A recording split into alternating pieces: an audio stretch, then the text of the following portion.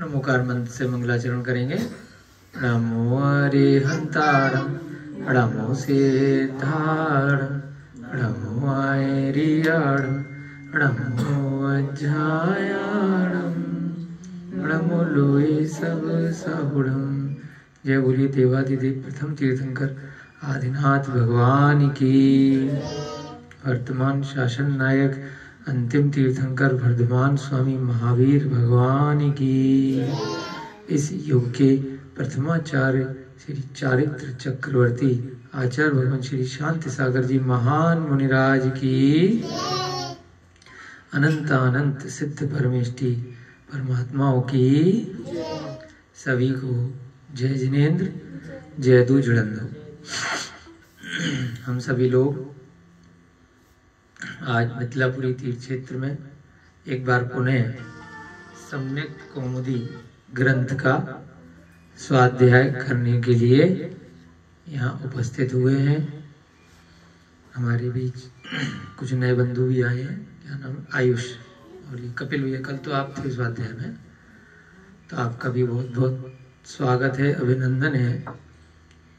जो भी यहाँ पर अध्यापक गण हैं ज्ञानदानम गुरुकुल के परिसर में, उन लोगों को भी कुछ न कुछ नया सीखने को इस स्वाध्याय के माध्यम से अवसर प्राप्त होता है। वैसे तो सभी शास्त्री हैं, विद्वान हैं, है ना, बहुत अच्छा सभी का सम्यक दर्शन है। बचपन से ही आप लोग गुरुकुल इत्यादि में आपने शिक्षा ग्रहण करी है, परंतु फिर भी कुछ न कुछ अलग अलग अवसर पर कुछ आपसे हम सीखते हैं, कुछ हमसे आप। तो और हम सब कहाँ से सीखते हैं? सब इन ग्रंथों से ही, इन्हीं के आश्रय से सीखते हैं।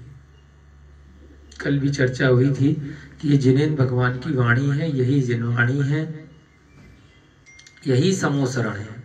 वर्तमान में पंचम काल की दृष्टि से यही मान के चलिएगा कि यही जो ग्रंथ है यही मंदिर है, क्योंकि इन्हीं के माध्यम से हमें पता चला है कि मंदिर का स्वरूप कैसा होता है, समोसरण कैसा होता है, अरिहंत की प्रतिमा कैसी होती है, अरिहंत भगवानों की क्या गुण होते हैं, वो सब इसी में आता है।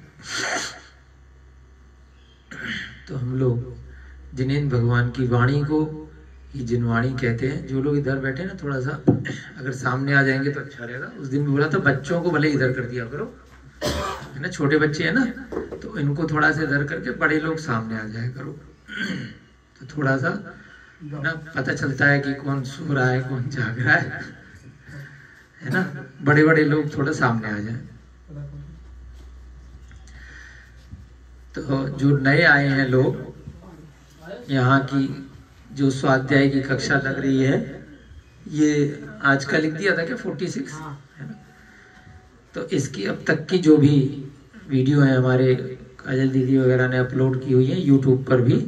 तो जिन लोगों को रुचि है पहले की कक्षाएं सुन सकते हैं, नहीं तो ग्रंथ से क्या कहानी निकली है वह पढ़ सकते हैं। स्वयं से स्वाध्याय करेंगे 10-15 दिन 20 दिन में आपका आराम से हो जाएगा। लेकिन जब कक्षा के माध्यम से करते हैं तो कुछ अन्य विषय भी आ जाता है, उसमें बीच बीच में जो शब्दों का प्रयोग हुआ है तो वो कौन से स्थान है, कौन सी जगह है, कौन सी क्या बात चल रही है, थोड़ा बहुत इधर उधर दूसरे ग्रंथों के आश्रय से कुछ ना कुछ उसको अपन एक्सप्लेन कर लेते हैं, तो विषय थोड़ा रोचक बन जाता है, समझ में अच्छे से आता है ना। बाकी आप निरंतर अगर स्वाध्याय करते रहेंगे, एक ग्रंथ पूरा हुआ फिर दूसरा पढ़ा फिर तीसरा पढ़ा, तो आपका ज्ञान का क्षयोक्षम होता रहेगा, बुद्धि विकास होती रहेगी और चीजें एक दूसरे से लिंक करके समझ में अच्छे से स्वतः भी आ जाती हैं, है ना। 4 प्रकार के अनियोग होते हैं, आप लोगों को तो शास्त्रीय पता होगा। कौन कौन से अनियोग होते हैं आयुष जी? बैठ के बता दो। हाँ, बहुत सुंदर, उनके लिए ताली बजाओ। नए आए और बहुत अच्छा इनका ज्ञान है। प्रथमानियोग, चरणानियोग, द्रव्यानियोग और करणानियोग। तो सभी चारों अनियोग एक दूसरे से जुड़े हुए रहते हैं। प्रथमानियोग का जो कहानियों का जो ग्रंथ होता है, जिसमें किस्से कहानी, है ना, चरित्रों का वर्णन होता है महापुरुषों के, अन्य जीवों के, तो उसमें भी सभी बाकी के अनुयोग भी कहीं ना कहीं आ जाते हैं, परंतु प्रमुखता किसकी रहती है? किस्से कहानी की। तो इसलिए उसको प्रथमानुयोग बोलते हैं। जैसे कल आपको बताया था, एक गौड़ होता है और एक मुख्य होता है। जिसकी कहानी चलती है तो उसको मुख्य बोलते हैं, मुख्य पात्र है ना, हीरो है, और बाकी सारे साइड हीरो हो जाते हैं, तो गौड़ हो जाते हैं। ऐसे ही मुख्यता किसकी है? प्रथमानुयोग में किससे कहानी के माध्यम से जोड़ करके रखा जाता है। बड़ा रुचि पूर्वक सब बैठ करके कहानी सुनते हैं। छोटे बच्चे को भी रुचि आ जाती है किससे कहानी में, है ना, कार्टून के माध्यम से, फिल्मों के माध्यम से, है ना। और पहले कॉमिक्स चला करती थी तो बच्चे भी बड़े अच्छे से रुचि से पढ़ लेते थे, बाकी चीजें नहीं पढ़ते हैं, तो उसके माध्यम से कुछ गूढ़ विषय बता दिए जाते हैं। जैसे छोटे बच्चे को बुखार हो गया, खांसी हो गई, जुकाम हो गई, तो कड़वी दवाई खाएगा कोई? क्यों? तुम्हें कभी तबीयत खराब हुई है? क्या नाम है इस लड़की का? नहीं आई? हाँ, तो कभी कड़वी तबीयत खराब हुई है तो कोई दवाई कड़वी होती है तो खाने का मन करता है? अगर वो उस दवाई को गुड़ के अंदर डाल के दे दिया जाए, टॉफी के अंदर छुपा करके दे दिया जाए और पता ही ना चले तो खा लोगे? टॉफी भी चली गई और दवाई भी चली गई तो काम हो गया।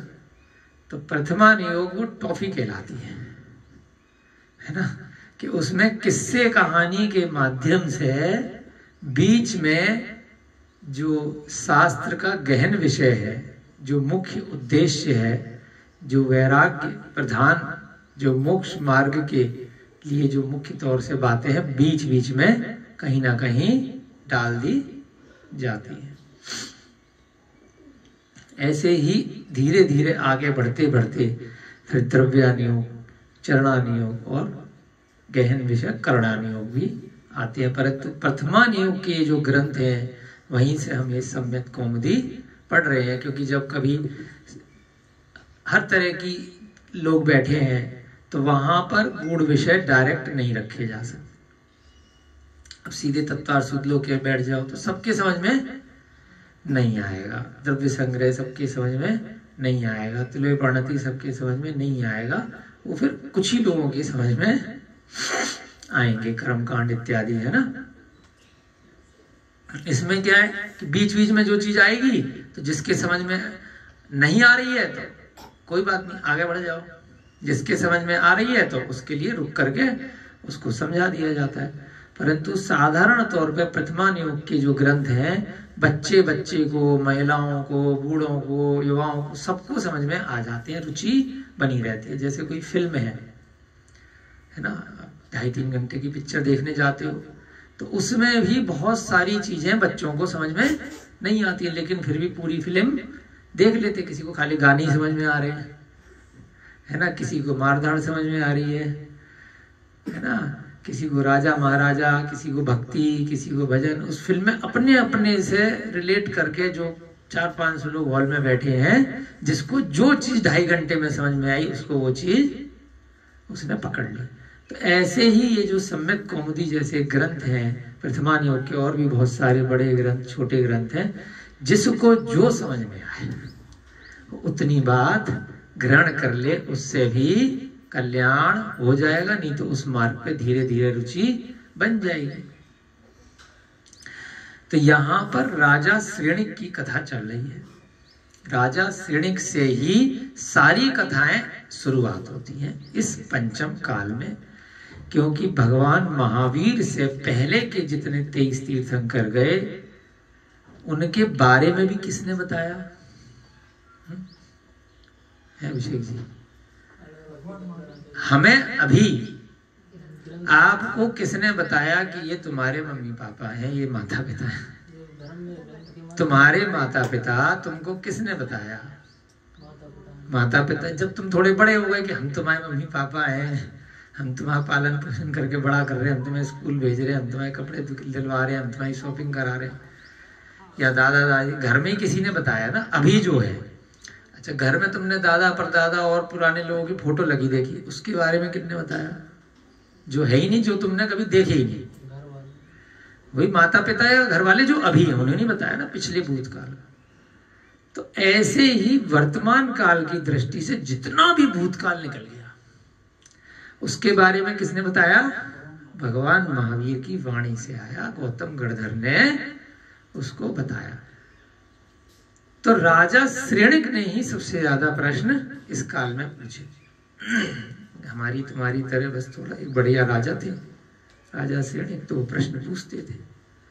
तो उनके माध्यम से ही जितने भी वर्तमान काल के अपने पास ग्रंथ उपलब्ध हैं उनमें राजा श्रेणिक का नाम जरूर आएगा और भगवान महावीर का नाम जरूर आएगा, क्योंकि पार्श्वनाथ अभी नहीं बता रहे, महावीर ही बता रहे हैं कि हमसे पहले पार्श्वनाथ थे, उससे पहले नेमिनाथ थे, उससे पहले नवीनाथ थे, उससे पहले मुंशीव्रत, फिर ऐसे पीछे सारी कहानियां, उनमें से कोई कोई मुख्य पात्र लेकर के अलग अलग प्रसंग में उन्होंने ही बताया। तो यहाँ पर भी राजा श्रेणिक से ही कथा चालू होती है। वो प्रश्न पूछते हैं कि आपने कभी बताया था जी सम्यक दर्शन एक चीज होती है, तो कोई ऐसी कथा बताओ कि सम्यक दर्शन हमें कैसे हो या किसी को सम्यक दर्शन प्राप्त हुआ हो।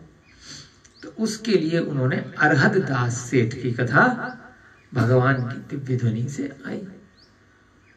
तो उस अरहद दास सेठ की पहले उसने अपना सम्यक दर्शन बताया, मुझे कैसे हुआ। फिर उसकी 8 पत्नियां थीं, तो उनमें एक एक से पूछा। मित्रसिद्धि ने बताया और अब चंदन श्री बता रही है। तो चंदन श्री अपनी कथा बता रही है। वहां पर उसने बताया कि मुझे सम्यक दर्शन कैसे हुआ।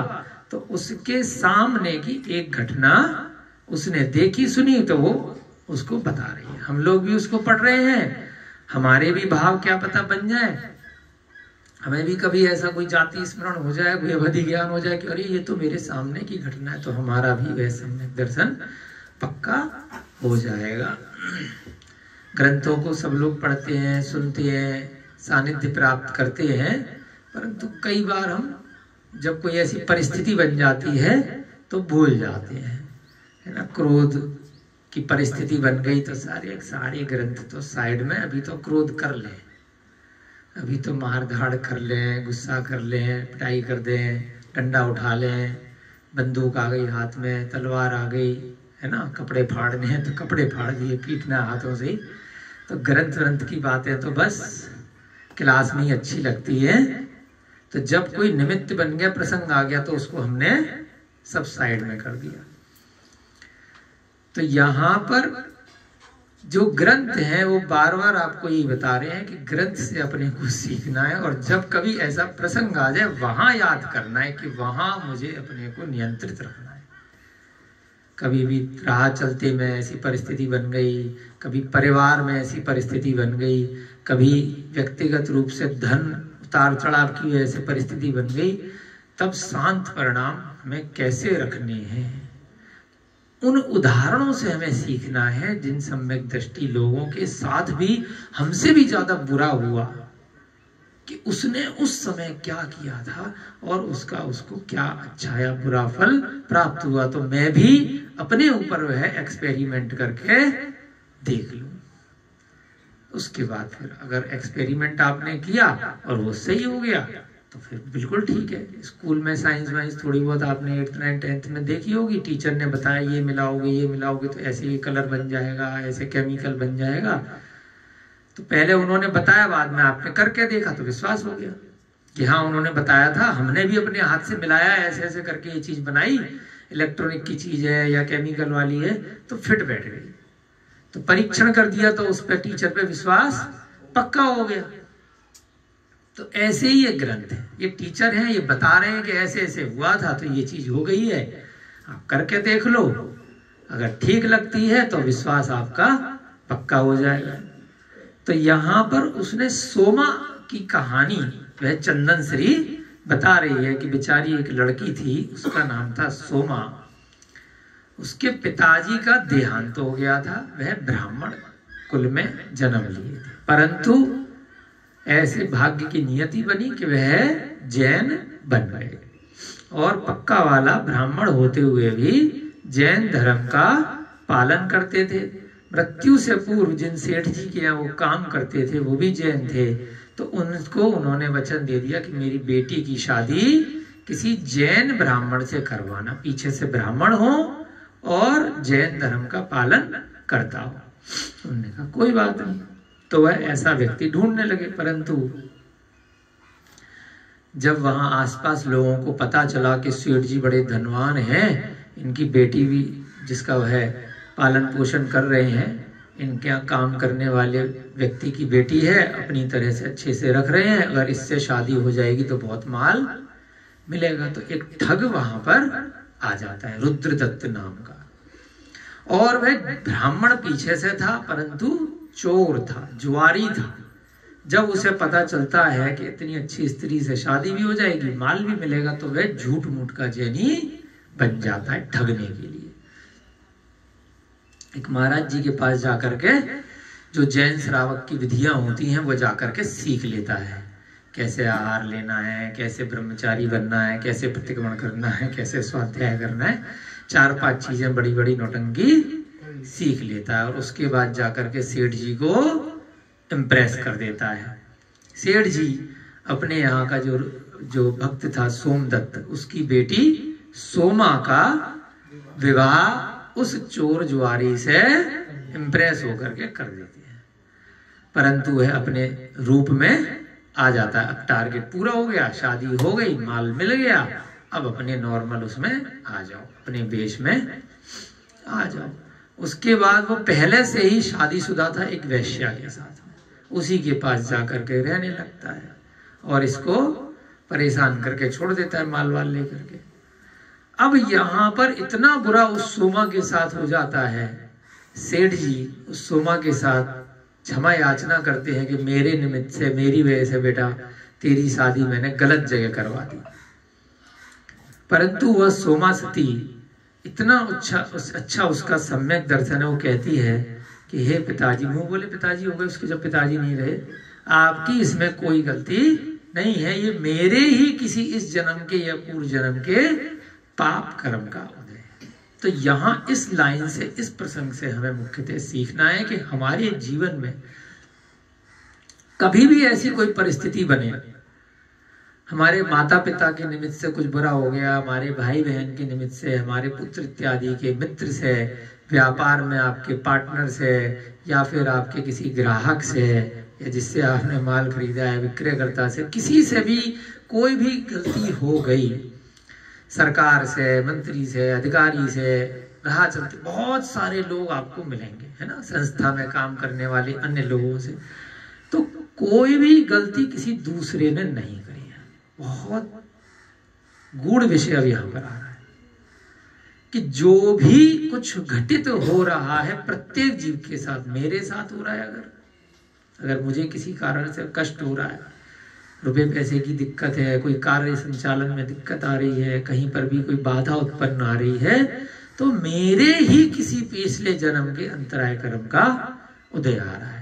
इनको कोई परेशानी आ रही है, टाइम पे तनख्वाह नहीं मिल रही है, तो ऐसा नहीं है कि मैंने नहीं दी, इनका भी उसमें कोई ना कोई कर्म का उदय है। सामूहिक रूप से निमित्त बनता है और एक उपादान होता है। निमित्त कोई बन गया तो उसका कोई दोष नहीं है। चाहे बच्चे निमित्त बने, चाहे पत्नी निमित्त बनी, चाहे कोई भी व्यक्ति निमित्त बन गया, किसी से एक्सीडेंट भी हो गया, आपसे आप राह चलते गाड़ी से जा रहे हो, पैदल जा रहे हो, दूसरे व्यक्ति ने एक्सीडेंट कर दिया, वो केवल निमित्त बना है। आपका एक्सीडेंट होना था,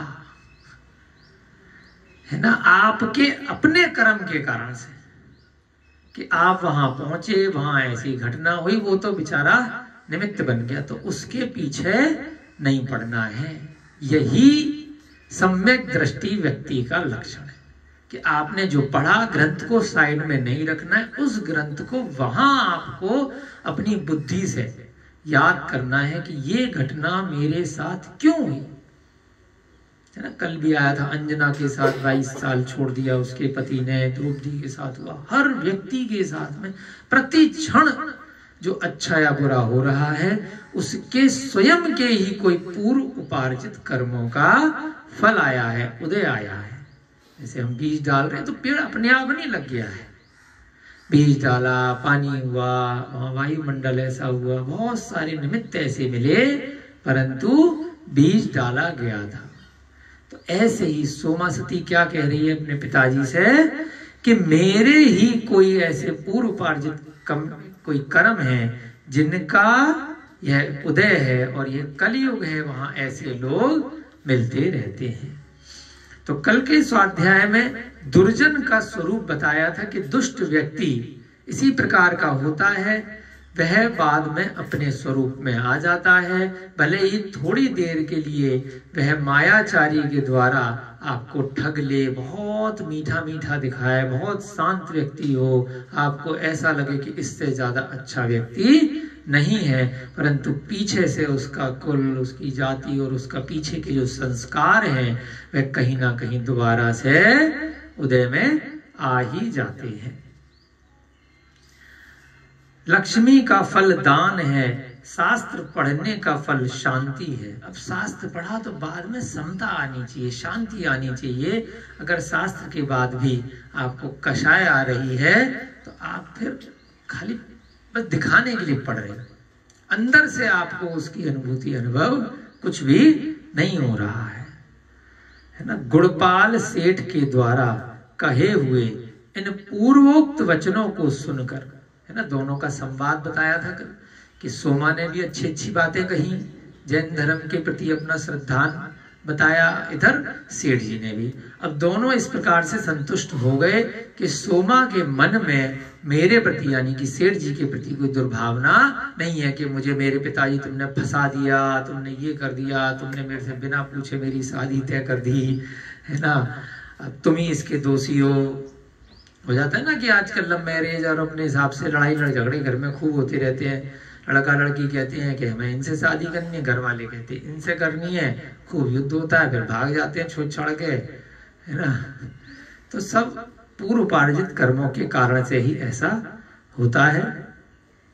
ऐसे जब एक दूसरे के संवाद दोनों में हुए तो सोमा को पिताजी ने क्या कहा कि बेटा अब कोई बात नहीं, है ना, तुम्हारे जैसे कर्म थे, ये लो कुछ पैसे रखो और इससे अच्छे से दान पूजा इत्यादि करना और धीरे धीरे समता भाव से अपना समय निकालना, किसी को कोई दोष मत देना, किसी प्रकार का कोई विरोध मत करना, कोई कोर्ट कचहरी के चक्कर मत लगाना, कोई केस मत करना कि पहले से शादी थी वैसा के पास जाता था और हमें ठग लिया, जिहाद कर लिया, लव जिहाद, ये वो, ऐसा कोई चक्कर मत करना। कुछ धन लो और अच्छे से जिनेंद्र भगवान की पूजा अर्चना में अपना समय व्यतीत करो।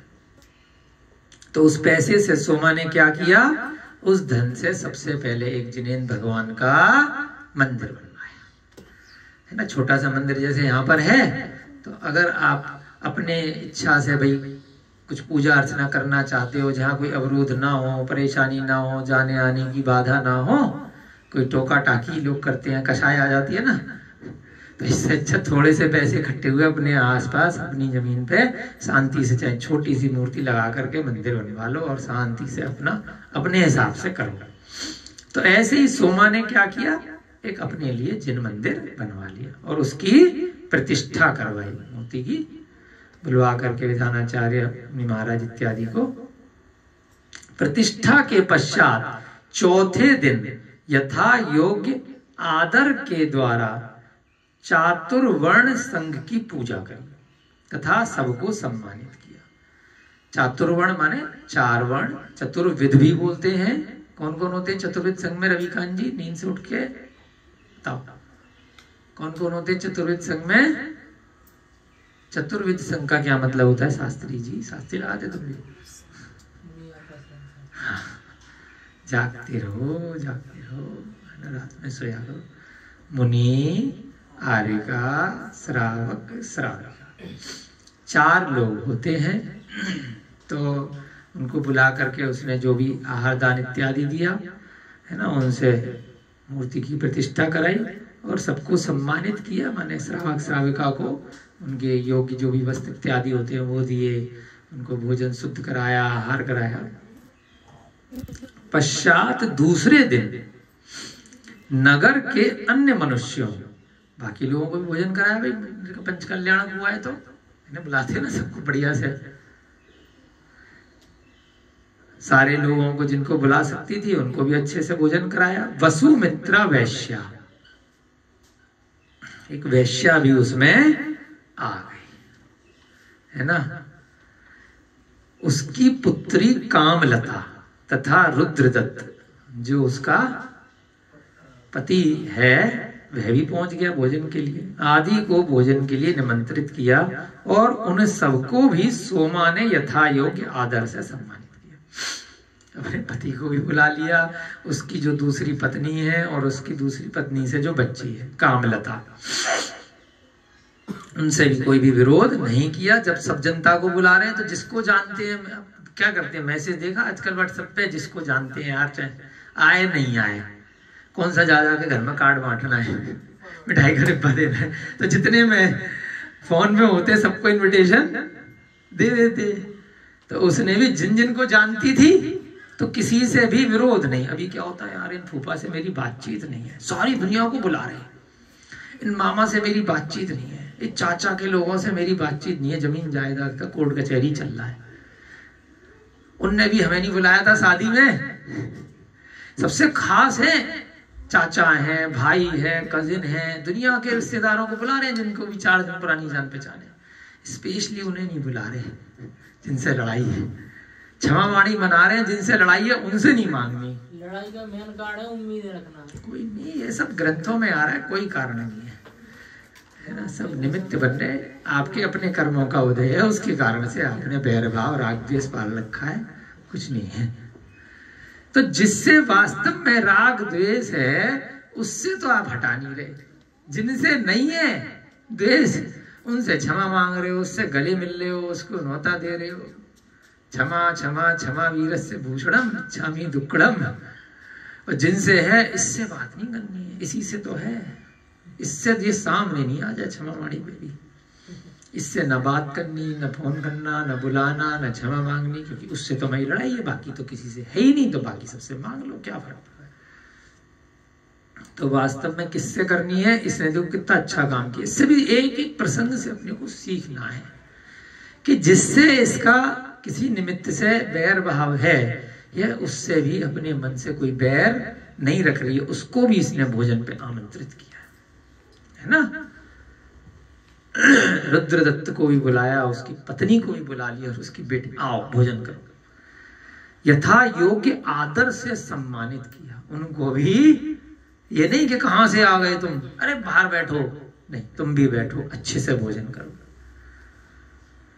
जैसा कि कहा है, घर आए हुए शत्रु को भी घर में अगर आ गया है तो सौम्य दृष्टि, मधुर वचन, उठकर खड़े होना, आसन तथा शक्ति के अनुसार भोजन और पान देना चाहिए। अब ये बातें ऐसी लग रही होंगी ना, ग्रंथ की बातें हैं, है ना, बड़ी बड़ी बातें हैं, ऐसा होता थोड़ी है, ये सब किस्से कहानी की बातें हैं, ऐसा प्रैक्टिकल लाइफ में नहीं होता है।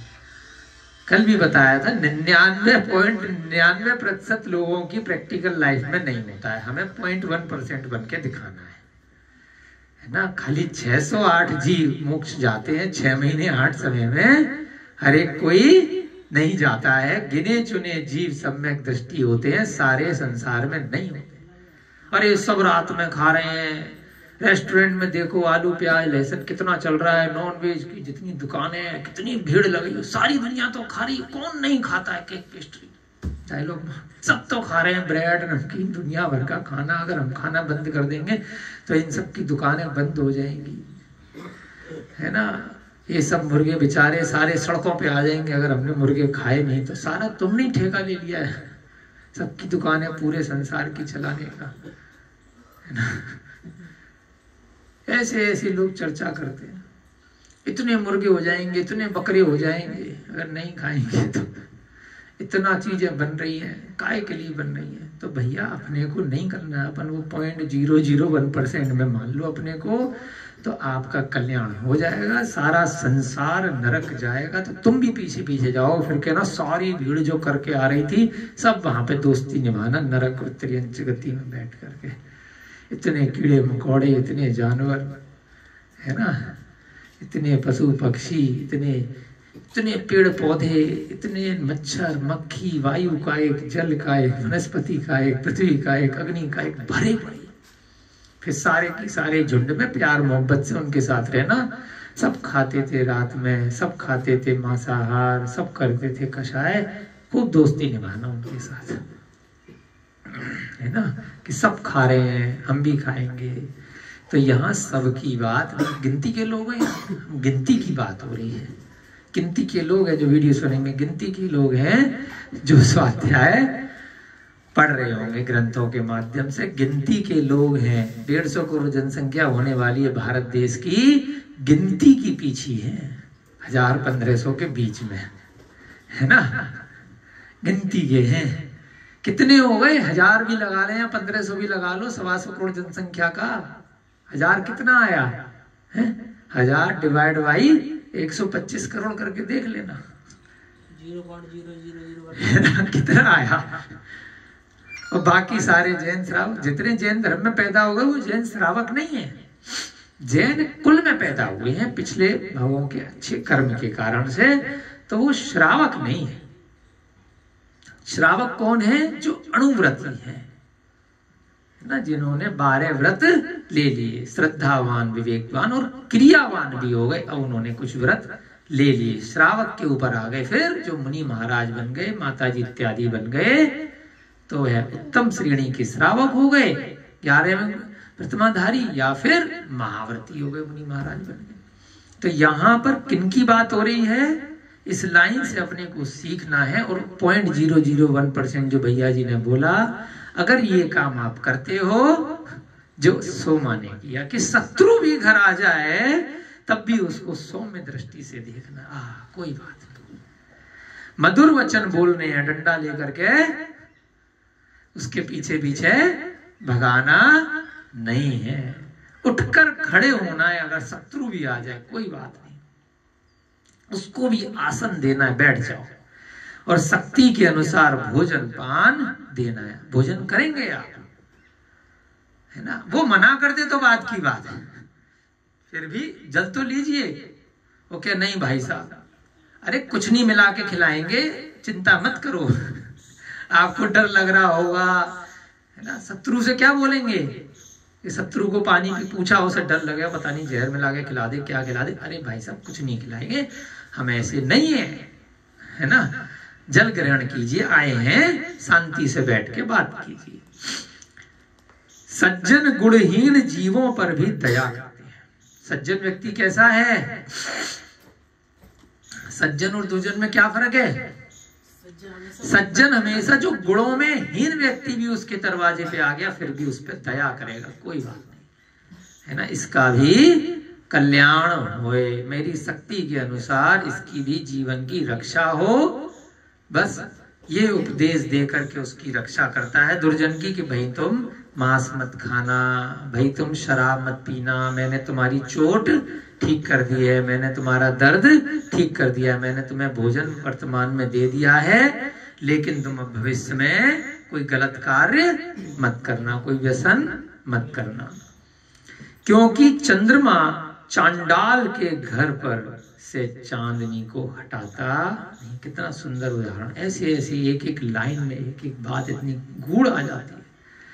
चंद्रमा ऊपर से निकल रहा है, नीचे चांडाल का घर है और एक राजा का घर है और एक श्रावक का घर है, एक मुनि महाराज भी आहार ले रहे हैं, वह भी चतुर्मास के लिए किसी मंदिर में ठहरे हैं।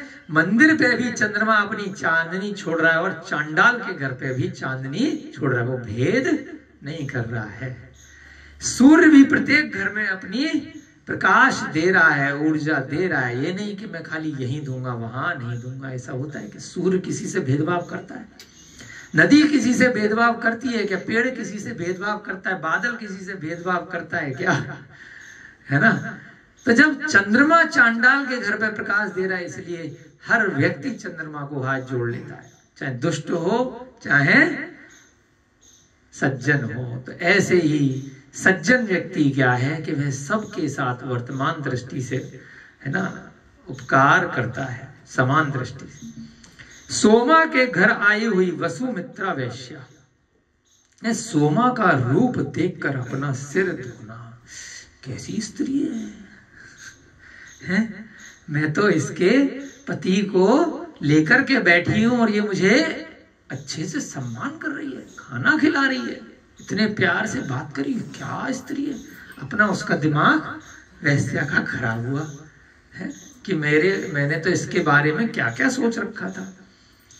वह विचार करने लगी, वो वैश्या वसुमित्रा, अहो सोमा ऐसी सुंदरी है, कितनी सुंदर है, कितनी रूपवान है, कितनी गुणवान है।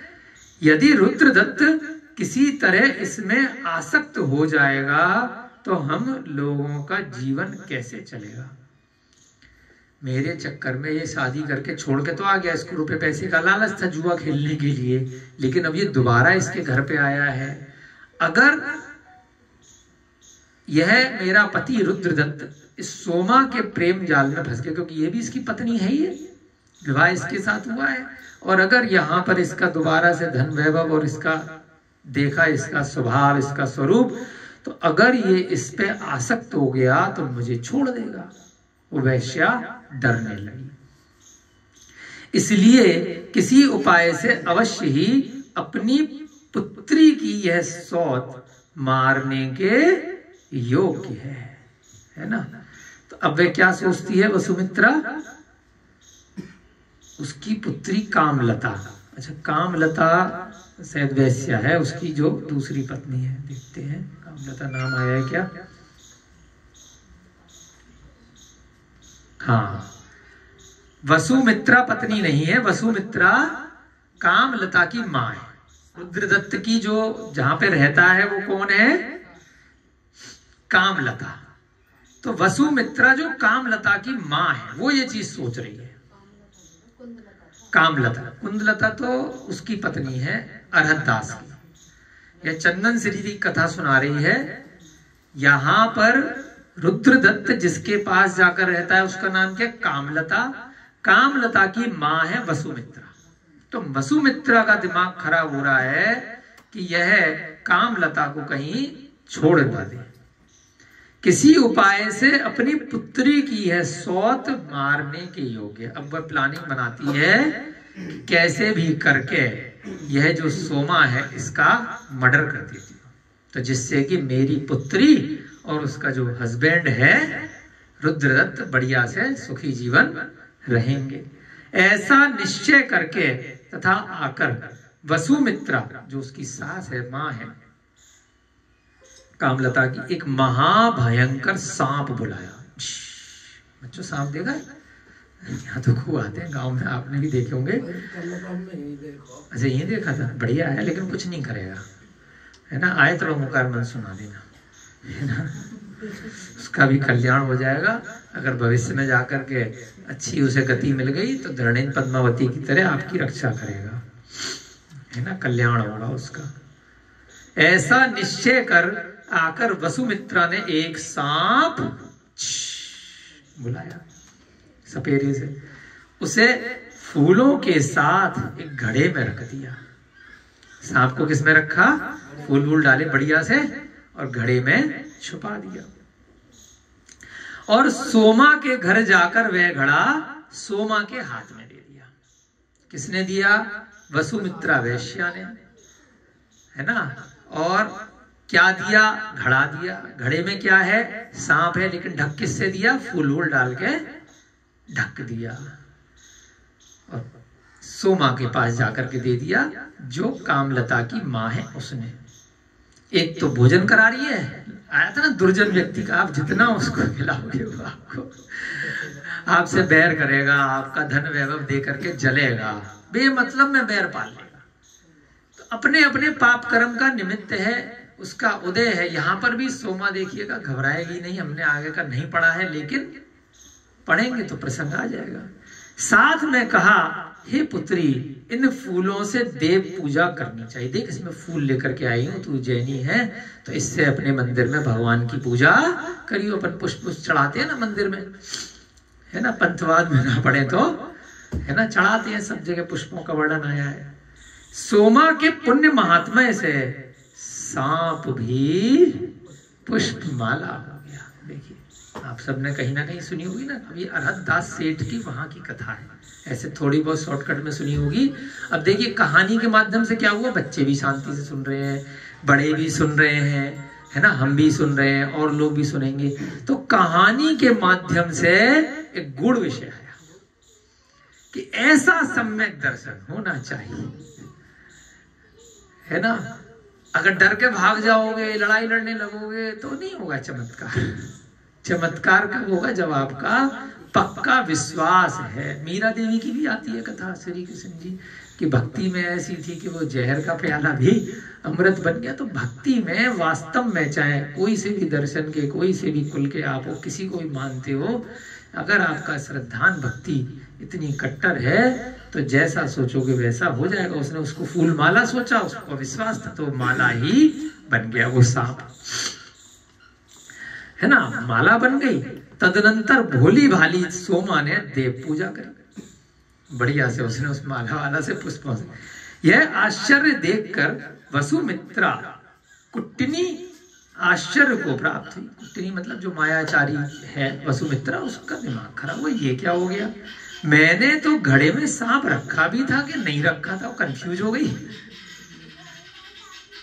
उसी के सामने उसने पूजा भक्ति करी, वो वहीं छुप करके देख रही होगी। जब उसे खबर आई, उन्होंने कहा इसको तो डसा ही नहीं, निकला ही नहीं, इसमें तो माला निकल गई, मैंने तो ऊपर से खाली ढका था, ये क्या हुआ। अब सोच रही है पता नहीं रखा था कि नहीं रखा था। कई बार होता है ना कि किसी ने कुछ दिया, उसमें से निकला कुछ और, तो हो सकता है वो पुण्य कर्म की वजह से ऐसा हो जाता होगा। और सामने वाला सोचता रह जाता है, यार मैंने तो पत्थर रखे थे, मैंने तो ये रखा था, मैंने तो बिच्छू रखा था, इसमें से तो निकला ही नहीं, पता नहीं, हो सकता है दिमाग में रखना ही भूल गए हो। इसके पश्चात सोमा ने वसुमित्रा, कामलता और रुद्रदत्त इन तीनों को भोजन, वस्त्र तथा आभूषण आदि से सम्मानित किया। उसे तो कुछ मालूम ही नहीं है कि चलो इसने मेरे लिए पूजा करने के लिए माला वाला दिए तो अच्छे लोग हैं, और बढ़िया से भोजन कराया और वस्त्र दिए, है ना, और आभूषण भी दिए ये लोग। तदनंतर सोमा ने आशीर्वाद देकर वह माला कामलता के कंठ में डाली। उसे नहीं मालूम था, है ना, जब सम्मान करते हैं ना, शॉल उड़ाते हैं, कोई गिफ्ट देते हैं। अब माला थी तो भगवान की पूजा करने के बाद जो होता है, चलो भाई सेब ले जाओ, ये फल ले जाओ, ये पुष्प ले जाओ, तो वो जो माला थी प्यार से डाली, उसके मन में कोई भी मायाचारी नहीं है। अब उसने वह माला सम्मान स्वरूप, जो अपनी सौतन है एक तरह से वसुमित्रा की बेटी कामलता के कंठ में डाल। डालते ही वह माला सांप बन गई। देखो आप तो भविष्यवाणी कर रहे हो, जिनको पहले का कहानी हमें भी नहीं मालूम, सब सम्यक दृष्टि हो गए, सब मायाचारी। सांप ने, है ना, जैसे ही वो माला कंठ में डाली, वापस से वह सांप बन गई। सांप ने उसे कंठ में डस लिया। अब गड़बड़ी कौन कर रहा है, वसुमित्रा कर रही है ना। डस किसको लिया, जिसके चक्कर में पड़ी, जिससे वह पृथ्वी पर गिर पड़ी। इसके पश्चात अपनी पुत्री की वैसी अवस्था देखकर वसुमित्रा कुट्टिनी ने रोकर माला और सांप को घड़े में रखकर राजा के आगे कहा। अब वो जल्दी से डंडे वंडे से उठा करके सांप को वापस घड़े में करवा लिया और फिर राजा के पास उस घड़े को लेके गई। हे देव, गुणपाल की पुत्री सोमा ने मेरी पुत्री कामलता को मार डाला। अब राजा के पास गई ढिंढोरा लेकर के कि भाई ने जो है आप इसको दंडित करो, इसने मारा। इसके पश्चात राजा ने क्रुद्ध होकर सोमा को बुलवाया। बुलाओ भाई, अपने घर पे लोगों को भोजन के लिए बुलाती है, देव पूजा का ढोंग रचाती है और लोगों को सांप से डसवा दिया। सोमा राजा की आज्ञा है भाई, चली गई। चलो राजा ने पूछा, रे दुष्टे, तूने बिना कारण ही कामलता को क्यों मारा? जब तेरा कोई लेना देना नहीं, तूने क्यों मारा उसको? सोमा ने कहा, देव, मैंने नहीं मारा, मैं तो जैन ही हूं। जैन धर्म दया से युक्त है। जीवों का घात करने से प्राणियों को नरक आदि का दुख होता है। भले ही किसी ने कितना भी बुरा किया हो, फिर भी मैं जैन धर्म का पालन करने वाली हूँ। और एक भी जीव, मैं तो चींटी भी नहीं मारती, मैं तो जमीकन भी नहीं खाती, मैं तो रात्रि भोजन नहीं करती, छोटे छोटे जीवों की रक्षा करती हूँ। और मैं पंचेंद्रिय प्राणी, मनुष्य, स्त्री, उसको क्यों मारूंगी? मैंने नहीं मारा, मैं तो दयावान हूँ। क्योंकि मुझे मालूम है कि जीवों का घात करेंगे तो मुझे नरक आदि के दुख भोगने पड़ेंगे, और जीवों की रक्षा करने से स्वर्ग आदि का सुख मिलेगा। अगर मैं बचाऊंगी तो स्वर्ग मिलेगा, मारूंगी तो नीचे नरक जाऊंगी। इसलिए सुख के इच्छुक मनुष्य को सूक्ष्म जीव का भी घात नहीं करना चाहिए। अब उसी कहानी के माध्यम से बीच में एक गुड़ विषय डाल दिया। अब आप सीख लो इस पैराग्राफ से। अगर किसी को, दुश्मन को भी मारोगे तो वो तो मरा नहीं मरा, भाव करे तो तुम नीचे कंफर्म अपनी टिकट कटा ली है, बैठना डिब्बे में पड़ेगा, कभी ना कभी नरक त्रियंच जाना पड़ेगा। जीव की रक्षा का भाव कर लिया, रक्षा कर ली तो स्वर्ग जाओगे। तो ये है यहाँ पर एक सिद्धांत की बात बता दी कि ऐसा होता है। जो सुख के इच्छुक मनुष्य हैं, जो सुख चाहते हैं, वो क्या करें? अरे मेरे को सुख नहीं मिल रहा, मैं गरीब हूं, मुझे रुपया पैसा नहीं है, मेरा ये नहीं वो नहीं, मैंने किसी का क्या बिगाड़ा है, हल्ला काटते रहते हैं। क्या क्या बिगाड़ा क्यों नहीं है? रात में 10-10, 11-11 बजे मच्छर मक्खियों के साथ में खाना बना रहे हो, खा रहे हो, किसी का बिगाड़ा नहीं बिगाड़ा, असंख्यात जीवों को मार रहे हो, घात कर रहे हो, है ना?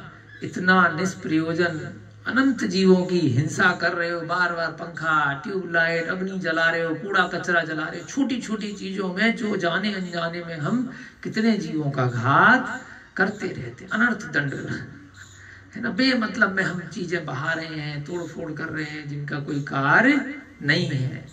जला जला के छोड़ दिया, लोगों को देखा है, ऐसी आग लगा रहे हैं, कितने जीव जल रहे हैं उसमें, है ना? पूरे खेत जला देते हैं टाइम पास, कूड़ा कचरा इकट्ठा किया, वहां कितने छिपकली, कितने कॉकरोच, कितने मच्छर मक्खी, बिना प्रयोजन के आग लगा के, अरे मजा आ रहा है। बस अभी दिवाली गई, ठीक है, वो एक चल रहा है कि इस धर्म का त्योहार है, उसका विरोध करने के लिए कुछ लोग मना कर रहे हैं पटाखे, तो इसलिए हम छुड़ाएंगे ही छुड़ाएंगे। अरे किसी के चक्कर में वो खाली सरकार ने बैन किया तो हम छुड़ाएंगे, उसने मना किया उस धर्म वाले ने तो छुड़ाएंगे, वो एनजीओ मना कर रहा है तो इसलिए छुड़ाएंगे। तो छुड़ा तो तुम रहे लड़ाई झगड़े में, नरक कौन जाएगा, है ना? पैजबाजी में छुड़ा रहे, कितने असंख्यात जीवों को मार रहे बेमतलब में, कोई आनंद नहीं मिल रहा है, दिखाने के लिए कि मैंने इतने घंटे तक पटाखे छुड़ाए, कि 4 घंटे तक छुड़ाए, 10,000 रुपए के फूके के 50,000 के पूछे अड़ोसी पड़ोसी मेरा नाम होगा।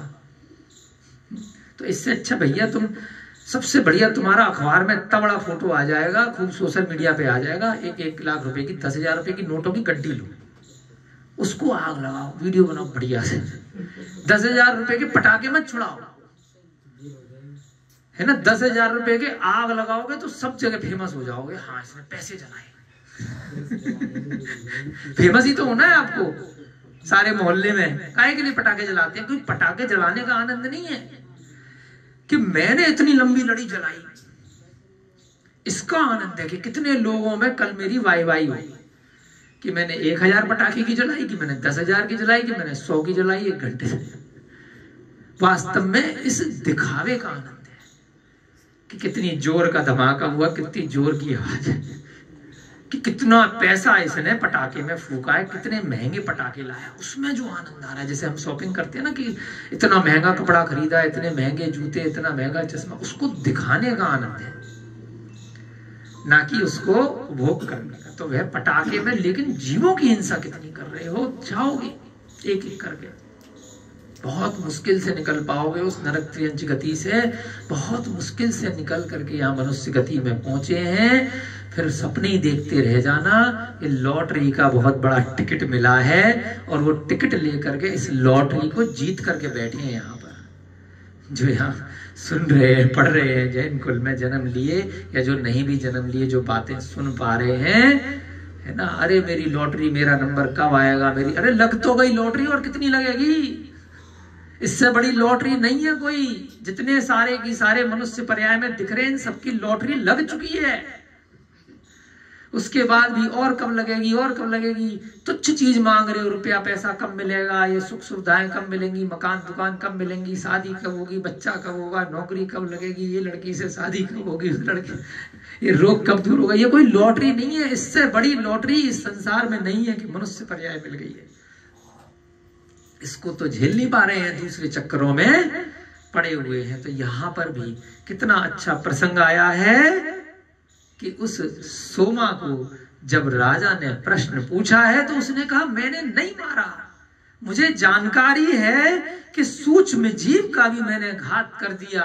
जो छोटे छोटे जीव हैं, जो दिखाई नहीं दे रहे हैं, 1 इंद्रिय, 2 इंद्रिय, 3 इंद्रिय, 4 इंद्रिय, 5 इंद्रिय, मैं भोजन भी प्रासुक करके खाती हूँ, है ना, मैं रात्रि में भोजन नहीं करती हूँ, मैं बिना मर्यादा का भोजन नहीं करती हूँ, मैंने श्रावक के भी नियम लिए, मैं बहुत सूक्ष्म जीवों के भी घात मेरी वजह से ना हो जाए उसका भी ध्यान रखती हूँ।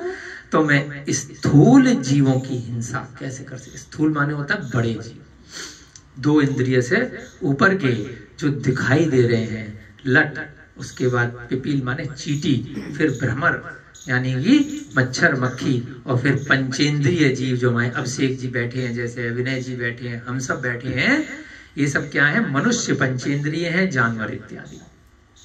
तो मैं उनका घात कैसे कर सकती हूँ? तो मैं कामलता को कैसे मार सकती हूँ? मैंने नहीं मारा। पाप से दुख और धर्म से सुख होता है। मैं अगर पाप करूंगी तो मुझे दुख मिलेगा, और मैं धर्म करूंगी तो मुझे सुख मिलेगा। यह समस्त जनों में अत्यंत प्रसिद्ध है, ये तो सब जानते हैं। इसलिए सुख के इच्छुक मनुष्य को पाप छोड़कर सदा धर्म का आचरण करना चाहिए। अगर सुख चाहते हो तो क्या करना है? धर्म का आचरण। धर्म का मतलब वो नहीं है कि हिंसा में धर्म मानना, बलि देना, मेरा धर्म तेरे धर्म से बड़ा है, मेरी मान्यता तेरी मान्यता से बड़ी है, मेरे देव तेरे देव से बढ़िया है ना, यही मानना है, मेरी देवी मेरा स्थान, बाकी सब बेकार। ये कोई धर्म नहीं है, ये केवल एक व्यवहार है, एक मान्यता है। धर्म क्या है? जो अरिहंत भगवान द्वारा उपदिष्ट है, जो अहिंसा है, जिसमें सर्व जीवों की रक्षा है, बस वही धर्म है। इसके अलावा कुछ भी धर्म। तदनंतर राजा ने पूछा कि यदि तूने नहीं मारा तो फिर किसने मारा? भाई बता, ढूंढ के ला। तो क्या हुआ? सब कुछ सच सच कहो। इसके पश्चात सोमा ने पहले का समस्त वृतांत राजा के आगे कह दिया कि मेरी जीवन की ये कहानी है। तदनंतर राजा ने वसुमित्रा की ओर मुख करके देखा। बताओ भाई, वसुमित्रा बैठी है, इधर सोमा बैठी है ना। तो राजा ने क्या देखा? पहले सोमा की कहानी सुनी और उसके बाद कई बार होता है ना, आंखों से आंखें मिली, उसी में ये सारी कहानी पता चल जाती है भावंग वहां से, कौन झूठ बोल रहा है कौन सच बोल रहा है ना। तो राजा ने अब सास से देखा, खाली देखा, जसवंता दीदी को देख रहे ना, अच्छा समझ रहे। तब कुट्टिनी ने घड़े में रखा हुआ सांप राजा के आगे दिखा दिया कि देखो ये घड़ा है, इसमें सांप है, देख लो खुद ही। इसके पश्चात राजा ने सोमा के आगे कहा, रे वाचले यह क्या है? अच्छा तू तो बड़ी बड़ी बातें कर रही थी, ये देख घड़े में क्या है। उसने कहा, हे प्रजापाल, प्रजापाल प्रजा का पालन करने वाले, राजा का पर्यायवाची है, घड़े के भीतर तो पुष्पमाला है ना कि सांप। मैंने तो माला पहनाई थी, है ना, इसने माला रखी है, मैंने तो कोई सांप नहीं रखा। राजा ने कहा तो निकालो, निकाल के दिखा। सोमा ने हाथ डाला, उसने निकाली तो माला निकल गई। उसने फूलों की माला निकाली और राजा को दिखाई, देखो माला ही तो है, देखो घड़ा खाली है, ये झूठ बोल रही है। तदनंतर राजा की आज्ञा से वही माला वसुमित्रा ने, जैसे ही वसुमित्रा ने पकड़ी तो वह सांप बन गई। क्या नाटक है भाई, वो पकड़ रही है तो माला सांप बन जा रही है, वो पकड़ रही है तो माला बन जा रही है। जब सोमा उसे लेती तब वह पुष्पमाला हो जाती, और जब कोई अन्य लेता तो सांप बन जाती है ना। ये कहानी नहीं है, ये किसी पिक्चर की स्टोरी नहीं है, ये कोई कार्टून नहीं है, ये समझना है। भले ही हम लोग हंस रहे हैं, प्रसन्न हो रहे हैं, परंतु यह सम्यक दर्शन है। जैसे भाव से देखोगे, आपका जिनेंद्र भगवान पे शक्ति इतनी पक्की है कि जहर भी अमृत बन जाएगा, सांप भी माला बन जा रही है। खेल हो रहा है वहां पर, बच्चे बूढ़े सब तमाशा देख रहे हैं, हम भी देख रहे हैं, हम भी खुश हो रहे हैं। लेकिन हमारा सम्यक दर्शन जिस दिन ऐसा हो जाएगा, कोई मारने के लिए आपको बंदूक लाएगा, तलवार लाएगा, सांप लाएगा, वह भी आप पे असर नहीं कर पाएगा, क्योंकि आपका सम्यक दर्शन इतना पक्का है, आपकी जिनेंद्र भगवान पे श्रद्धा इतनी पक्की है, आप व्रती हो, आपने किसी का बुरा न चाहा है, स्वप्न में भी नहीं चाहा है, न भाव में, न कृतकार्य तन्मोदना में, तो आपका बुरा कैसे हो जाएगा। देव भी आकर के आपकी रक्षा करते हैं। देवा भी नमस्सन्ति जस्य सया, है ना, क्या है वो, जस धम्मे सयामणो, जिसका मन हमेशा धर्म में लगा रहता है। देव भी आकर के नमस्सन्ति, उसको नमस्कार करते है ना। देव आ जाते हैं उसको नमस्कार करने के लिए, जो हमेशा धर्म में जिसका मन लगा रहता है, वो हमेशा जो अहिंसा की बात सोच रहा है, किसी का बुरा चाह ही नहीं रही है। सोमा जब उसे लेती है तो पुष्पमाला हो जाती है, जब कोई अन्य लेता है तो सांप बन जाता है। इस प्रकार राजा आदि के मन में बड़ा चमत्कार हुआ। ये वो क्या रहा है राजा के सामने, ऐसा तो मैंने कभी ना देखा ना सुना। तदनंतर राजा तथा अन्य सभासदों ने आग्रह करके कामलता वैश्या को जीवन दान देने के लिए सोमा से प्रार्थना करी कि भाई तू तो जादूगरनी है ना, अभी बेचारी मर गई है इसकी बेटी। अब राजा हाथ जोड़ रहा है कि देख कुछ कर ले, है ना, उस बेचारी ने कुछ नहीं किया तो उसको जिंदा करके देख, अगर तेरे से हो जाए तो। राजा ने उससे प्रार्थना की कि जीवन दान दे दे। इन सब के वचन सुनकर अब सोमा ने जिनेंद्र भगवान की स्तुति करी, नमोकार मंत्र का ध्यान किया, पंच परमेष्ठी का ध्यान किया। समस्त सुर असुरों के नायक, सर्व सुखदायक श्री जिनेंद्र देव को हृदय कमल में विराजमान किया कि हे प्रभु, मेरे ऊपर ये विपत्ति आई है कि लोग मेरे को कुछ मायाचारी समझेंगे, कोई जादूगरनी समझेंगे, पर जीव का घात करने वाला समझेंगे। मेरी ऐसी कोई भी इच्छा नहीं है कि मेरी वजह से किसी भी जीव का घात हो। उस बेचारी ने तो कुछ भी नहीं किया, इसकी माँ ने किया है। वह तो बेचारी अपने वैश्या के स्वरूप में रह रही है, उसका कुल परंपरा से काम है जो भी ये कर रही है, उसने कोई गलत तो किया नहीं है, तो उसको क्यों मारा जाए। तो जिनेंद्र प्रभु से उसने सच्चे मन से ध्यान किया, अपने हृदय कमल में विराजमान कर उसने अपने हाथ से कामलता का शरीर छुआ, जो मृत शरीर था उसका, वहीं पर लेकर के आई होगी कि भाई ये देखो इसने मार दिया है और ये मटके में सांप है, जिससे वह विष रहित होकर खड़ी हो गई, छूते, है ना। तो इस घटना को अपने को कोई कहानी नहीं समझना है, ये सोचो कि ये स्टोरी मेरे सामने चल रही है, ये कोई फिल्म यहाँ स्क्रीन पे चल रही है।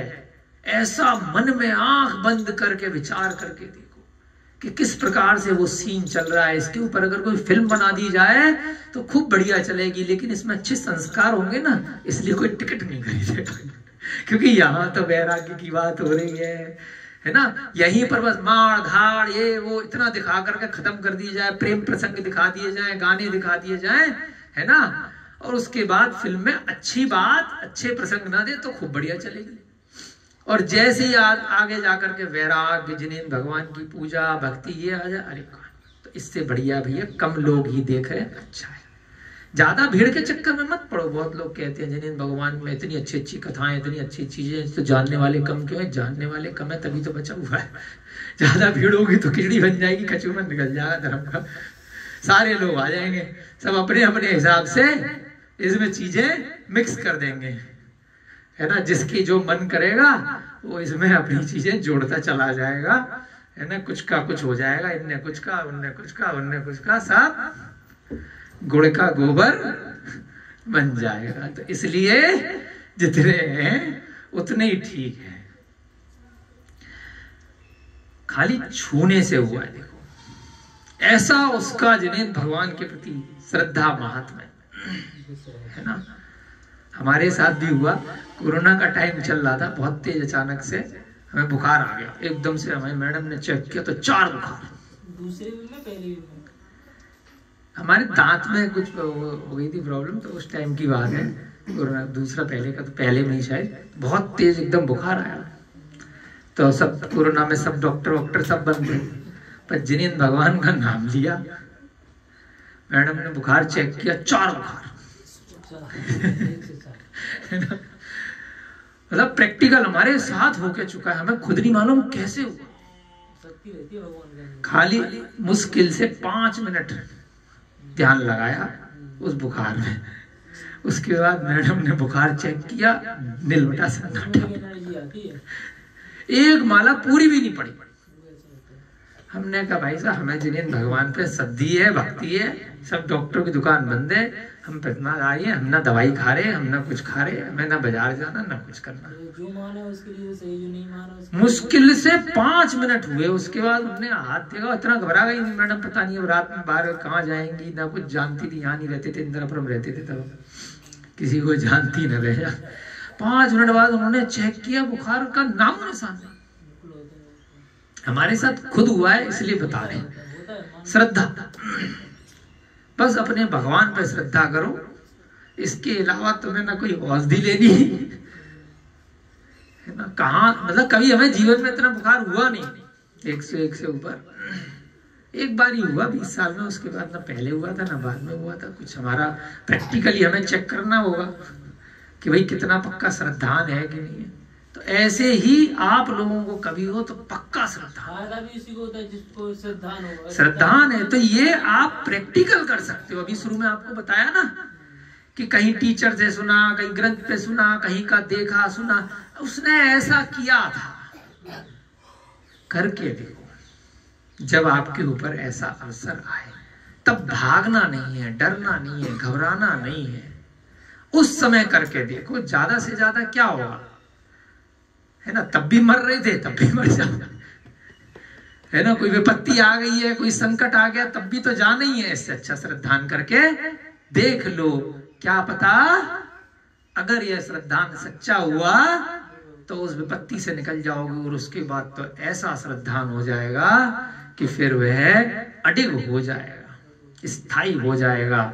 अब उसके छूने मात्र से वह कामलता विश्व रहित होकर के खड़ी हो गई। ठीक ही है, श्री जिनेंद्र देव के स्तवन से क्या क्या सिद्ध नहीं होता है ना। आपका समय हो रहा है, बस 5 मिनट में ये पैराग्राफ खत्म कर लेंगे तृतीय कथा का जल्दी जल्दी से, और फिर कल इसका आपको दोबारा से जैसे शुरू में बताते हैं ना, जिससे कि याद आ जाए कल की कथा में क्या हुआ था। फिल्म आता है ना डेली, जो डेली सोप वाले नाटक आते हैं, फिर भी 5 मिनट बताते हैं ना, जिससे कि कुछ नए लोग जुड़े हैं, कुछ भूल गए हैं। पूरे 24 घंटे 23 साढ़े 23 घंटे दूसरी चीजें कर ली तो भूल गए ना कल क्या हुआ था, तो वो बता देंगे। तो इसलिए अब थोड़ा थोड़ा सा आगे की कथा पढ़ेंगे, फिर कल रिपीट कर लेंगे, तो आपको पक्का हो जाएगा।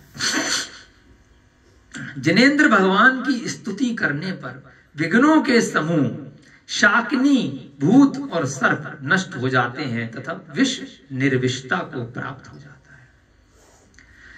अरे सब कर रहे हैं, कुछ होता तो है नहीं है, रुपया पैसा इतने दिनों से भाग रहे हैं, हो ही नहीं रहा, परेशानी दूर ही नहीं हो रही है। विश्वास नहीं है इसलिए नहीं हो रही, विश्वास करो पक्का होगी, सारा की सारा विघ्न दूर हो जाएगा। भूत पिशाच शाकिनी ढाकनी, है ना, रोज शांति धारा पढ़ रहे हैं फिर भी नहीं हो रही है। अरे विश्वास करके एक दिन पढ़ लो, सर्प नष्ट हो जाएंगे और निर्विषता जो सर्प है उसका विष समाप्त हो जाएगा।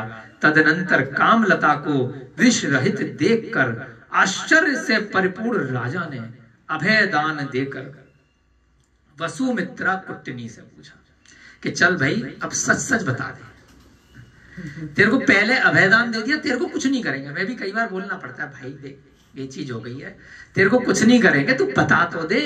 शंकर जी कितनी मुश्किल से बताते हो ना, कभी जांच पड़ताल करते हैं तो 1 घंटे बैठ करके विश्वास जगाना पड़ता है, तेरे से कुछ नहीं कहेंगे भाई, तू बता दे किसने किया था, तूने बता दे। तो पहले अभयदान देना पड़ता है, वचन देना पड़ता है, तेरे को इसकी सजा नहीं मिलेगी, तू सच सच बता, मैंने वचन दे दिया। तो राजा ने पहले वसुमित्रा को बोल दिया, देख तेरे को मारेंगे नहीं, तू बता दे कि हुआ क्या था। अब पूछा कि क्या है, मेरे आगे सत्य सत्य कहो, सही बात बताओ, देखो क्या बात है। वसुमित्रा ने अब बता दिया कि हे देव, यह सब मेरी कुचेष्टा है, मेरी बुराई है, मेरी अच्छी इच्छा नहीं थी, सोमा निर्दोष है। इस प्रकार उसने पहले का सभी समाचार राजा के आगे कह दिया। जब सच बोल देता है तो कानून भी उसको माफ कर देता है। उसको बोलते हैं विटनेस हॉस्टाइल, मतलब कोई विटनेस है, कोई गवाह है, उसने कबूल कर लिया, उसने बता दिया है ना, तो बाद में उसको नेता भी बना दिया जाता है ना। पूलन देवी थी ना, उसको जब उसने अपना जुर्म मान लिया, भैया तू मंत्री बन जा, विधायक बन जा, मंत्री बन जा। आसाम नागालैंड में बहुत सारे आतंकवादी आत्मसमर्पण कर दिए, सच सच बता दो भाई, तुमको छोड़ दिया जाएगा, अब तुमको सजा नहीं मिलेगी। तुमने अपने सच में देखो कितनी शक्ति है कि मैंने ये जुर्म किया, हिम्मत करो, विश्वास करो दूसरे का। उसने, अब वो दूसरा व्यक्ति विश्वासघात कर रहा है तो भाई उसके ऊपर है। आपने विश्वास करके अगर सच बता दिया तो आप कम से कम अपने एक जो बोझा लेकर के घूम रहे थे उससे निवृत्त हो गए। नहीं तो एक झूठ के लिए आप दूसरा बोल रहे, फिर तीसरा बोल रहे, फिर जो खत्म ही नहीं हो रही है कहानी, तो खत्म करो और सच बोल करके निपटा दो। तो उसने सच बोल दिया। तो उसके बाद कह दिया कि भाई सोमा निर्दोष है। इस प्रकार धर्म का प्रभाव देखकर राजा ने, मनुष्यों ने तथा देवों ने उस सोमा की पूजा करी। बोला ना देवागतस नमस्सन्ति, है ना, देव आ गए वहां धरती पर उसकी पूजा करने के लिए। आश्चर्य, सब लोगों ने, इसके अतिरिक्त देवों ने पंच आश्चर्य की। पंच आश्चर्य होते हैं ना, दुंदुभी बजाते हैं, नगाड़े बजते हैं, पुष्प वृष्टि होती है, धीमी धीमी सुगंधित जल की वर्षा होती है, बड़ा मधुर ध्वनि चलती है, इस प्रकार से रत्नों की वर्षा, ये सब पंच आश्चर्य है ना। न देखी न सुने, अरे भैया पानी बरसना चाहिए, रत्न बरस रहे है ना, क्या चमत्कार है देवों के पास, देव आ जाते हैं। आश्चर्य से परिपूर्ण हृदय वाले लोगों ने कहा, अहो धर्म से क्या क्या नहीं होता है। तदनंतर राजा का नाम क्या था, भूभोग, हस्तिनापुर के राजा थे। गुणपाल सेठ थे तथा अन्य बहुत से लोगों ने जिन चंद्र भट्टारक के समीप जाकर के तप ग्रहण कर लिया। जब जिनेंद्र भगवान का इतना महात्म्य देखा तो उन्होंने सोचा कि जब इतना सा करने से इतना मिलता है तब दीक्षा ले लोगे, आगे बढ़ जाओगे तो साक्षात मोक्ष लक्ष्मी मिल जाएगी। तो राजा ने भी ले ली। गुणपाल जो सेठ जी थे कि भैया अब तो पता नहीं आयु कब पूरी हो जाए, बढ़ो आगे। और जितने अन्य लोग थे उन सब ने वहां जिन चंद्र भट्टारक पहले बोलते थे, जो मुनि महाराज होते थे, उनसे तप ग्रहण कर लिया अपनी शक्ति के अनुसार। कोई श्रावक बन गया, किसी ने अणुव्रत ले लिए, कोई भद्र प्रणामी हो गया, कोई महाराज बन गया। रानी भोगवती ने, गुणपाल की स्त्री गुणवती ने, सोमा ने भी तथा अन्य अनेक स्त्रियों ने आर्यका के समीप तप ग्रहण कर लिया। अब सोमा ने भी देखा इतनी सी पूजा भक्ति से देखो क्या हुआ, है ना। अब मैं अगर माताजी बन जाऊंगी, आर्यका बन जाऊंगी तो मेरा तो कल्याण पक्का है। सब ने व्रत ग्रहण कर लिए। रुद्रदत्त, वसुमित्र और कामलता ने भी आश्चर्यजनक घटना हो गई। किसने, वसुमित्रा जो वैश्या थी, उसकी बेटी जो कामलता थी, और रुद्रदत्त वो भी श्रावक। पहले ढोंगी थे और अब असली में बन गए। देखो धर्म का महत्व है। चंदन श्री ने कहा, चंदन श्री कौन है, जो ये कथा सुना रही है। अरहत दास की पत्नी है, उसने कहा हे नाथ, यह सभी धर्म का फल मैंने प्रत्यक्ष देखा। उसके सामने की घटना है, लाइव घटना है, तो उसके माध्यम से हम भी अगर विश्वास कर लें कि हमने भी देखा है, हमने भगवान महावीर को नहीं देखा, हमने भगवान आदिनाथ को नहीं देखा, हमने गौतम गणधर को नहीं देखा, हमने श्रेणिक को नहीं देखा, हमने ये सारे नहीं देखा, लेकिन विश्वास कर लो कि हमने देखा है ना। सलमान खान आ जाता ना, यहाँ पे आया था उस दिन, कौन एक हीरो आया था, सनी देओल आया था, है ना। अपन ने तो टीवी पे देखा है, यहाँ अरे ये वही है जो टीवी पे देखा था, मोदी जी को टीवी पे देखा, ये वही है, तो मान लेते हैं ना ये वही है उनके जैसे। तो भैया मान लो कि भगवान महावीर थे, भगवान राम थे, है ना। लड़ाइयां हो जाती हैं कि राम थे कि नहीं थे, लड़ रहे हैं नेता लोग, एक पार्टी वाले कह रहे थे, एक पार्टी वाले कह रहे नहीं थे, बेमतलब में लड़ रहे हैं, बात दोनों कोई नहीं मान रहा है। ना इनको भगवान राम की बात माननी है, ना इनको माननी है, एक दूसरे से लड़ जा रहे हैं। पर कोई नहीं रहा भगवान राम कैसे थे, उनने क्या किया था, पर लड़ रहे कि मेरे थे कि तेरे थे। तो भगवान महावीर थे, राजा श्रेणिक थे, ये सारी कथाएं सत्य हैं, ये मान लो कि जैसे हम सबके सामने घटित हुई हैं। चंदन श्री ने कहा मैंने प्रत्यक्ष देखा है, इसलिए मेरा यह सम्यक दर्शन पक्का हो गया, उसी समय से मुझे सम्यक की प्राप्ति हो गई। अब सेठ जी ने कहा, कौन से सेठ? अरहत दास उसके पति। हे प्रिय, तुमने जो देखा है उसकी मैं श्रद्धा करता हूं, क्योंकि मैं भी पक्का हूं और तुमने भी देखा है, तो मेरे को तुम्हारी कहानी भी पक्की लग रही है और मैं इसका रुचि रखता हूं और इच्छा करता हूं। कृतकार्य तदमोदना से। बाकी जो और 7-8 पत्नियां, उनने भी कहा हाँ। सेठ ने अब कुंदलता से पूछा, खत्म कर रहे हैं फिर आपका लंच टाइम हो जाएगा। हे कुंदलते, ध्यान है ना, कुंदलता 8वीं पत्नी, सबसे छोटी। इसको विश्वास ही नहीं होता कोई भी इतनी सारी कहानी हो जाए, वो भी फिल्मी कहानी में घूम रही है। तुम भी धर्म में निश्चल होकर अब पूजा आदि करो। देखो, इसने भी बता दी, उसने भी बता दी, मैंने भी बता दी। कुंदलता ने कहा यह सब वृतांत असत्य है, तुम सब ढोंगी हो, सब मिल बांट करके आए हो, पहले से प्लानिंग करके सब मुझे लपेटने में लगे हुए हो। यह सब वृतांत असत्य है। उसके वचन सुनकर अब राजा वहां बैठा है ऊपर छज्जे पे, मंत्री वहां बैठा है, अपने मन में विचार किया। चोर बैठा है ना, एक चोर बैठा है, वो सब कहानी वही चल रही है। एक रात की, एक पिक्चर आई थी, इस रात की सुबह नहीं, पूरी किताब हो जाएगी रात ही रात में। एक रात की घटना है, वो चोर बैठा है, वो राजा बैठा है, और इधर 8 उसकी पत्नियों की कहानियां चल रही है ना। कितनी बढ़िया कहानी बनाई है, देखो, असलियत है। कुंदलता की जब बात, राजा को विश्वास हो गया, वो चोरी छुपे बैठा है। राजा और मंत्री कह रहे हैं अपने मन में, यह बड़ी पापनी है, चंदन श्री के द्वारा प्रत्यक्ष देखा गया धर्म का फल को भी अभी भी असत्य कह रही है। जो उसकी, है ना, जो साथ की दूसरी पत्नी है, इतनी अच्छी कहानी सुनाई है, हमें विश्वास हो गया बैठे बैठे। अब तो प्रातः काल इसको गधे पे चढ़ाकर इसे नगर से निकालेंगे। ये मान ही नहीं रही है धर्म का महात्म्य। ये जबरदस्ती का धर्म नहीं है जैन धर्म, कि जो नहीं मान रहा तो जबरदस्ती नहीं मनवा सकते। यह भी सम्यक दर्शन में दोष है कि ये नहीं मान रहा, मैं मान रहा हूं।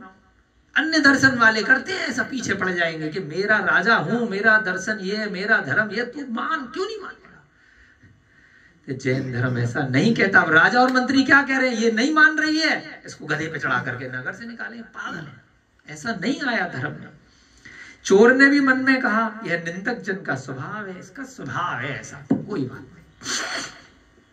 जो अविद्यमान दोष को कहता है तथा विद्यमान गुणों को ग्रहण करने में मूक रहता है, वह पापी है, निंदक है। जो दोष इनके अंदर नहीं है, अविद्यमान है ना, ये चोर नहीं है, झूठे नहीं है ना, कलंक नहीं है किसी पर, फिर मैंने अरे ये झूठा है, माया, इसके बारे में गलत बात करी, अविद्यमान दोष को कहा। और विद्यमान गुणों को ग्रहण करने में मूक रहता है। इनके अंदर बड़ा अच्छा गुण है, वात्सल्य है, प्रेम है, अच्छे से बात करते। फिर भी मैंने आपके बारे में क्या बोला, यार रविकांत बड़ा गंदा आदमी है, चोर है, झूठा है, मक्कार है। तो जो विद्यमान गुण है फिर भी मैंने उसके बारे में झूठ बोला, तो वो क्या है, निंदक है, पापी है। तो मैंने हाँ नेगेटिव बोला तो मैं पापी हूं। यश का वध करना प्राणों के वध से बड़ा है। इसके कुछ अच्छे गुण हैं, उसको भी मैंने वध कर दिया, बताया नहीं, आगे उसका उच्चाटन नहीं किया, आगे उसका प्रचार प्रसार नहीं किया, तो वह भी प्राणों का वध करने से बड़ा है। मैंने असत्य बोला इसके बारे में। परंतु दुर्जन मनुष्य का यह लक्षण है। दुर्जन तो ऐसा ही होता है जो सुख उत्पन्न करने वाले मीठे वचन बोलता है, परंतु कार्य इससे विपरीत करता है ना। आगे ना दुर्जन का स्वभाव दोबारा से बता दिया, पहचान कर लेना। सामने बहुत मीठा बोलता है परंतु पीछे से विपरीत काम करता है। जो दुर्बुद्धि से युक्त है, सांप के समान मन से कभी कुटिलता को नहीं छोड़ता है। ऊपर से बड़ा अच्छा है परंतु अंदर से आस्तीन का, कोई आस्तीन में कोई सांप छुपा के नहीं रखता है। लेकिन बचपन से सब कहानियां कि वो सांप ऐसा प्यार से माला की तरह रहेगा आपकी आस्तीन के अंदर, फूलों की तरह रहेगा, लेकिन कभी भी डस लेगा। जो क्रोध से आकुलित हो, दूसरे की विभूति को सहन नहीं करता है, न उसके गुण को जानता है, उस लोक निंदित दुर्जन की कौन बुद्धिमान सेवा करता है। अर्थात कोई नहीं। दुर्जन व्यक्ति का ऐसा बुरा स्वभाव होता है। हम सबको दुर्जनों की पहचान करनी है और स्वयं के अंदर इस ग्रंथ से हमें सीख करके सज्जन बनने का प्रयास करना है। चाहे स्त्री हो, चाहे पुरुष हो, चाहे बच्चे हो, सोमा के जैसा बनना है। इसलिए उसको सोमा सती कहा है ना। तो यहाँ से अब हम ये वाली तृतीय कथा पूर्ण हुई। कल आगे देखते हैं कौन सी नई कथा यहाँ पर इस सम्यक कौमुदी ग्रंथ में चलने वाली है। हम सबका सम्यक दर्शन इसी प्रकार से और पक्का होता रहे, ऐसी मन में भावना के साथ में। जय बोलिए महावीर भगवान की, जय बोलिए जिनेन्द्र भगवान द्वारा उपदेशित जनवाणी की। सभी को जय जिनेन्द्र, जय दु जुड़ंदो।